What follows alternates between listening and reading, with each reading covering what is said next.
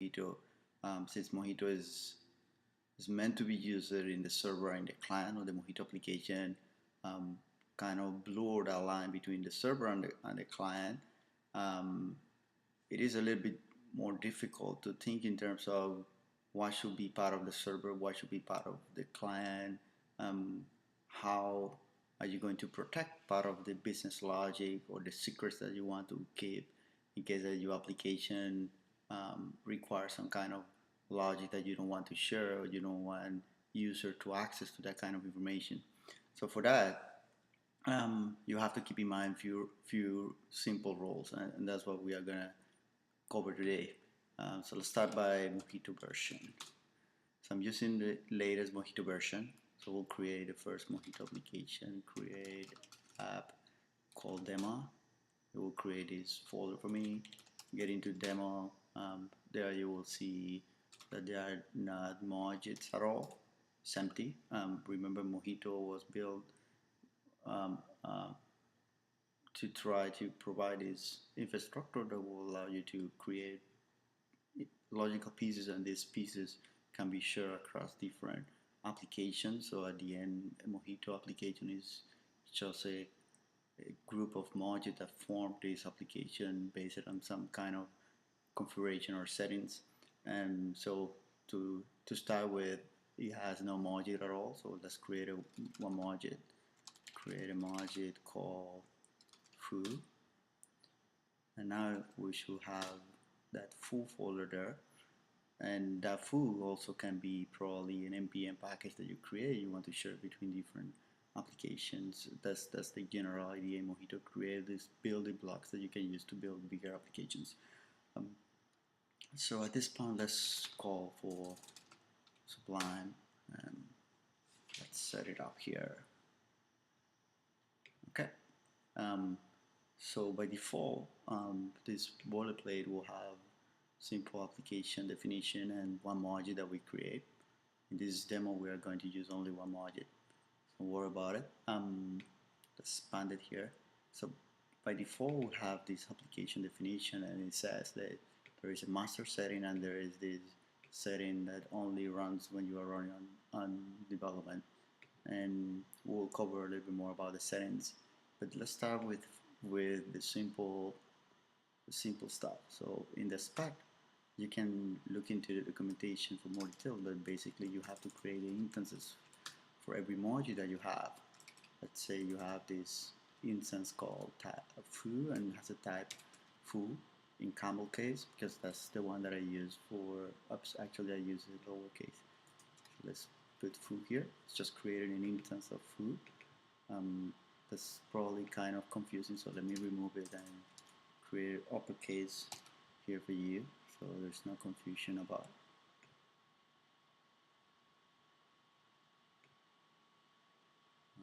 Actually, let me remove the module foo.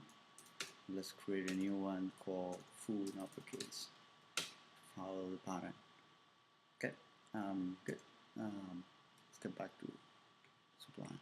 So we have this pretty basic configuration. Saying the type is foo, and foo is this folder here that has all this configuration. Just create an instance of it. Now let's create a page instance, something that's a little bit bigger. This Mojito running on the client side. For by default, let's just call it. We have a type. It's already predefined called HTML frame mojit, and this one will have some special configurations. Let's start with this one, and let's say we have a child. This child will be effectively base equal foo, which means that the child will be an instance of foo, which is an instance of this folder here. This general configuration for Mojito to have this page that will have multiple modules, starting with mojit HTML frame, and from there you have one child. That child can have multiple child and so on. So you build this page based on this tree-like definition. So that's general settings, and Stop here, let's jump into the routes and let's create a simple route for this. Let's call it index. Okay, and then the index will have configuration for that is very simple. This one is actually an array. It's just a get. It will have this path, which is slash. Then it will have to call someone.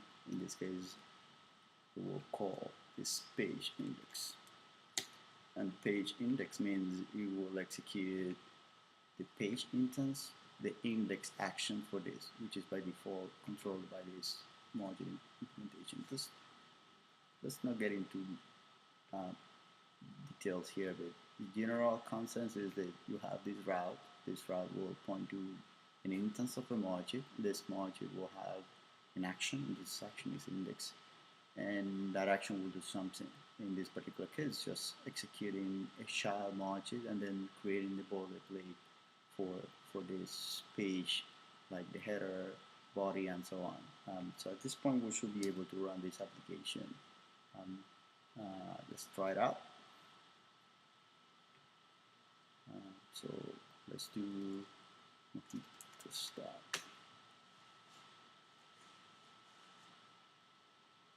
Okay.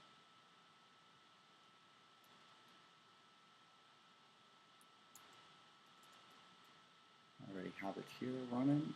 Let me just remove this thing. There you go. This is for Mojit running the framework. If we look into the source of that file, of that page, is pretty simple. Just basic configuration, and then the module that we create, which is called foo, and it has this data coming from some place. That's the basic configuration. Now from there, if you're really using Mojito, you will have to, the first thing you have to do is to enable Mojito on the client side. For that, you just need to do deploy equal true here, and now things get a little bit messy. If we switch back and we restart our server, we get into the browser. If we refresh this, there are many things now, many things happening here. UI is being loaded. The renders are still the same, so we get the same module rendered. Then we have a bunch of other files here and a huge configuration. This configuration is generated by Mojito as well, to be able to put the application running in the browser. That's the way Mojito works. Don't worry about all this. Whenever you run Shaker and so on, you will make it look like production. It will be only one file and so on. So this is running on debug mode at the moment. So let's get back to the settings. This is the basic setting, and this is the full module that I described before. So if we get into this module, we should be able to start getting some configuration for this module. Assuming that we want to create this module to be able to share between different apps, we need a way to have default configurations, so configuration that are built in the module itself. And then we also need to be able to set up configuration at the app level, so that module can behave differently depending on the conditions and depending on the application that you are using it into. So that's the way Mojito was designed. So let's start with the basic configuration. Basic configuration is coming here, which means that I can use configuration here at the instance level. And this configuration could be something like, let's call it public configuration, and let's have a standard public one value here. Let's start with that one. Very simple. So this configuration will be automatically passed into the controller when this instance gets created, which is here.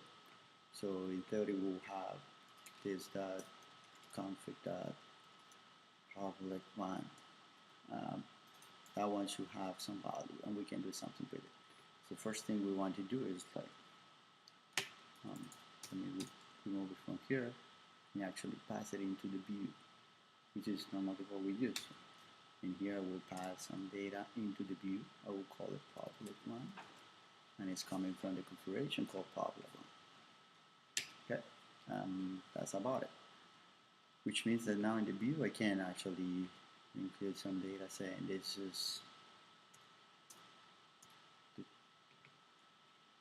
public one will be the value of the parameter pass as public one into the view. That's pretty simple configuration. 7:30 we should restart our server here, and then getting into the view we should start getting, oops, something happened.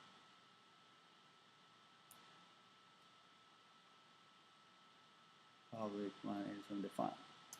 Right, let's check what's going on here. So we have getting the configuration. This configuration will be here. Okay. This is a function. Let's do a bind here. Make sure that we actually let's do it this way to make it more clear. Public one. Let's create a bar here.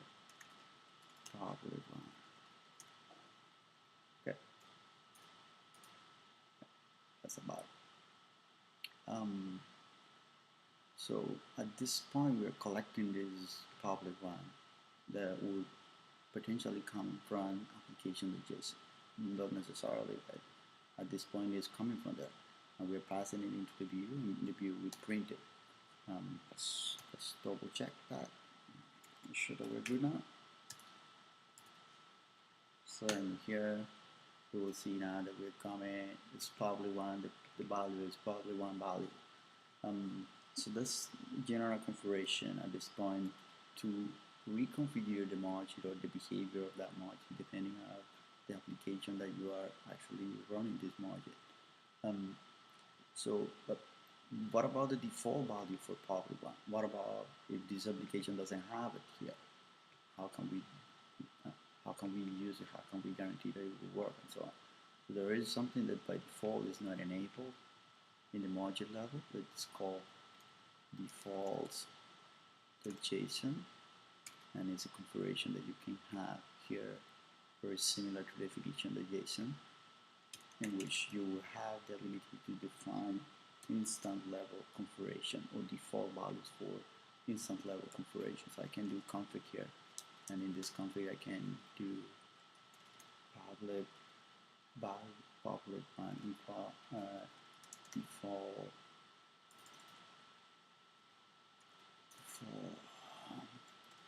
public one value or something like that. Okay. Oops. Okay. So that means that by default this is the value that we're going to get. But if we set it up again at the application level, then it will be overridden. So if we change this, let's just remove this for now. Double check that everything is working inspected. That means that in here we should be getting the big value. You see, default public value, because that's the default definition. That's just a very good way to have a bunch of default configurations and then allow people who will use this Mojit in different applications to configure more custom values for those configurations. It's a pretty nice way to do it. Let me get back configuration here. Now the problem at this point is that we look into the source of this thing, the space that is generated. That's part of this giant configuration that you see down here. We will see, actually let me beautify this for you. Up to here, create a new document here, and let me beautify this. Okay, so this, as you see, this is a giant configuration, very big.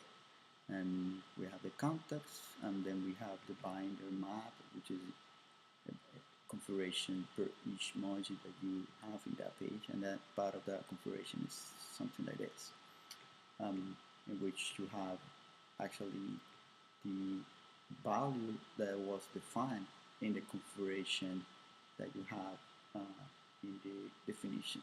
Well, in this particular case, is the configuration that you're getting at the module level, at the instance level. So it's this one. If we refresh the page, we will get the other one since we put it back again into Application.json. But the point is that this configuration will travel to the client side, and you have access to it in the client side. And for public values, it's okay.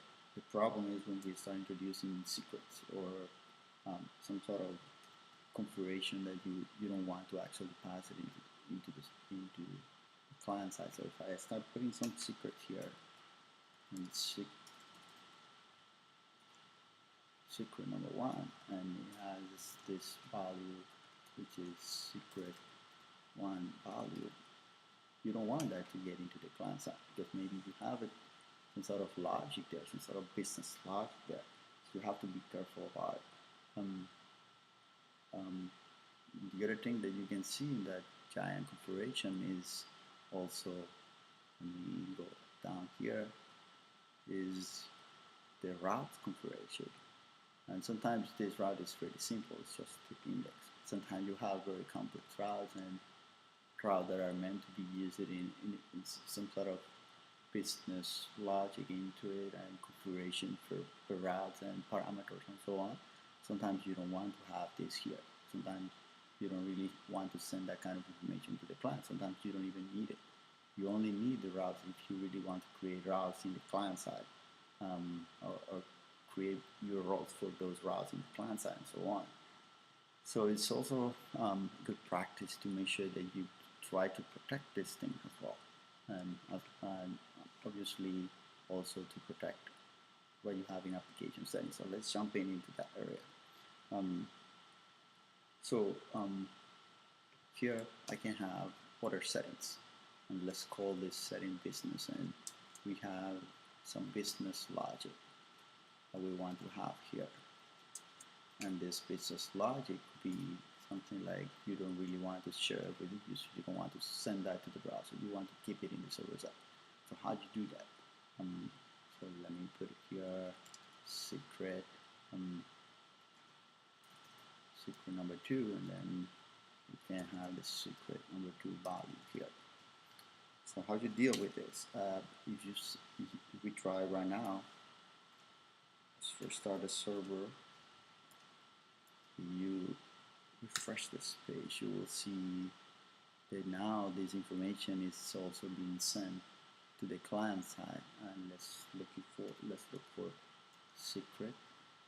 So we have the secret number 1 here, part of the configuration of the fruit mojit instance. And also if you keep looking, you will get secret number 2, which is part of the business configuration for the application in general. So all this information is going to the client side because by default it's meant to be used in the client and at the server. So you have to be very careful. So how do you deal with that? So number 1 rule here is that all these files that potentially can use these values are by default, the controller are by default server. Unless that you change this to client, there's no need to send this information to the client side. So in the same order that you have this affinity definition per controller, you can also have the affinity definition per settings. And for that, what you do is very simple. Let's remove this from here. We don't want to have business logic publicly at the master level. And what we do, we're going to create a new group. And this group will be having different settings. And this setting this time will be something like runtime, and you will say this is server runtime. And then you paste the setting here. So what this does is basically saying, hey, by the way, this information should be only visible when you run on the server. So if we save this thing, we get into server, starting the server. Now, if you refresh this, it should go away. There's no more secret number 2 here because it's now only accessible at the server side, at the server runtime. And how you access that information? Okay, so you get into your controller, which by default is server, and here you can have access to the business logic. So let's say my business logic is actually coming from the action control, action context, the application configuration, and it's called business. So this is pretty much a reference to something that you have in application under the business entry. So you have it here, but it happens to be protected by the runtime server. So it's now protected. There's no way this go to the client unless you actually do it manually at the controller level, trying to pass this information into the client, which is not the case here. So that's one thing. So far, let's do a quick recap. We have the defaults, default values that will be automatically packed into this configuration here. So you can use at any level, at the instance level. You can also customize them at the application level by saying I want to have specific aspect, and part of the configuration for that instance will be pass it into the instance and will override whatever you have by default in Defaults.json. That's the way it works, and you should not have any secret there because this information will go straight into the client side. So how can I then customize this application? As I showed you already, you have this the ability to define this kind of things, and it will give you a way to collect settings that are meant to be in the application level only, but that doesn't necessarily have to be the case. Another trick that we use is to basically having a setting here saying, hey, by the way, I want to, rather than have secrets here, I want to have a global setting, and this global setting make a reference to something like full global setting. And this full global setting could be something that we define protected under the runtime for the server, so we can have this global full global setting, and it is an object with secret. Now the secret is protected in the global, and we are passing this entry into the mojit instance as a global entry. That helps a little bit because now here I have the access to collect that secret if that secret exists as a global setting that points to another global setting. So kind of confusing, but once you do this, let's call it global, and it will be, oops, there's the config that global, okay, and if that exists, I wanted to then get it from the application level. I can do this, that config that global, otherwise just use a regular empty global value, so there's no configuration at the global level. And then let's do kind of the mashup here, saying that I want to have this computed configuration per execution, and I want to just do something like y.merge. I want to compute this config with what I got from global, and this will give me a new configuration that is my default settings plus whatever was already passed into the controller through this global configuration that is already protected by the application in the runtime server. So kind of trying to deal with the fact that sometimes we don't want to have settings that go into the client side. That's one of the techniques that we use if we really have to have settings at the client, at the application level. Another technique that we can use is to use definition.json to have specific settings, and these settings will never get into the client side by default. So we can have some sort of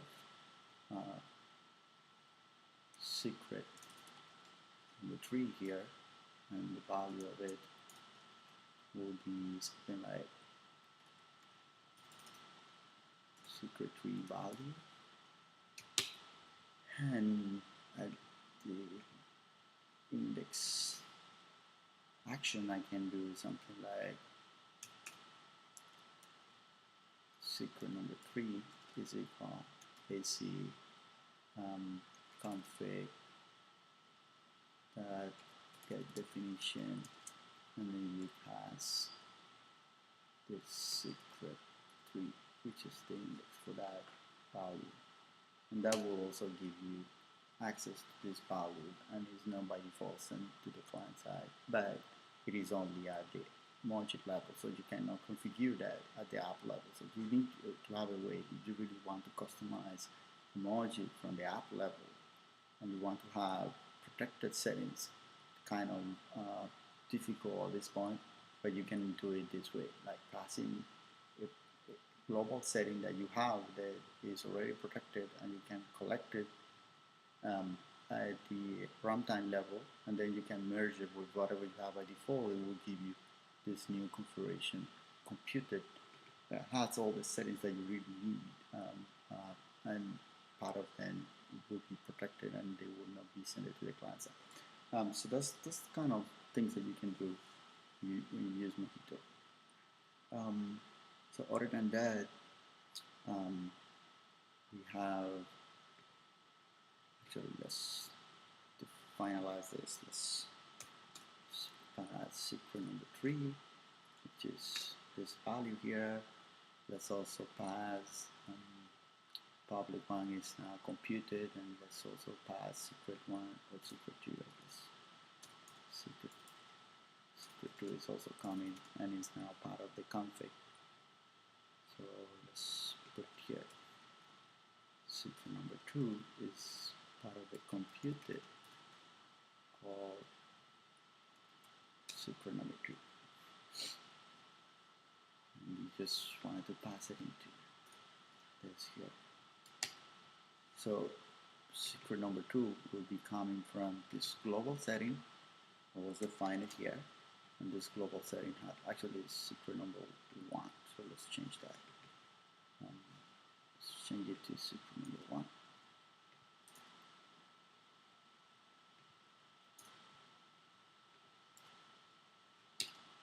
And yeah, and business logic has all this setting that we also have to pass into. So let's put it as business, and let's pass it as a JSON.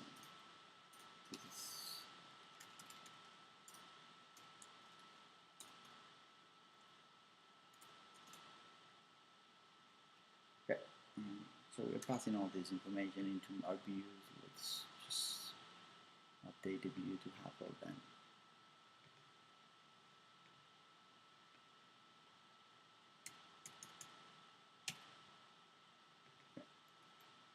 Secret 1.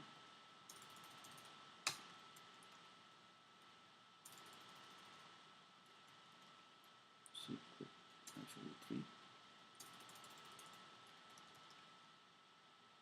And then we have the business logic here. Available in form of a JSON.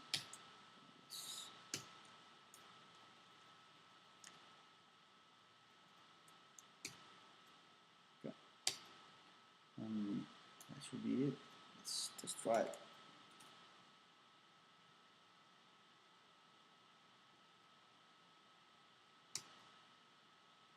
Okay. So we have public value is coming from application.json. Secret number 1 is coming from the definition, the application.json under the protected value. The same for secret 3. And finally the business logic. So if we look for any secret in the configuration that we send down to the client, you see there is nothing other than those that I intentionally passing into my view, so it's kind of protected at this point. So there's no way you can send that information to the client side unless you intentionally do it. So that's the kind of things that you have to keep in mind when you have this blur between the client and the server, and hopefully this will help to clarify how to use the settings in Mojito. Okay, that's about it. Thanks.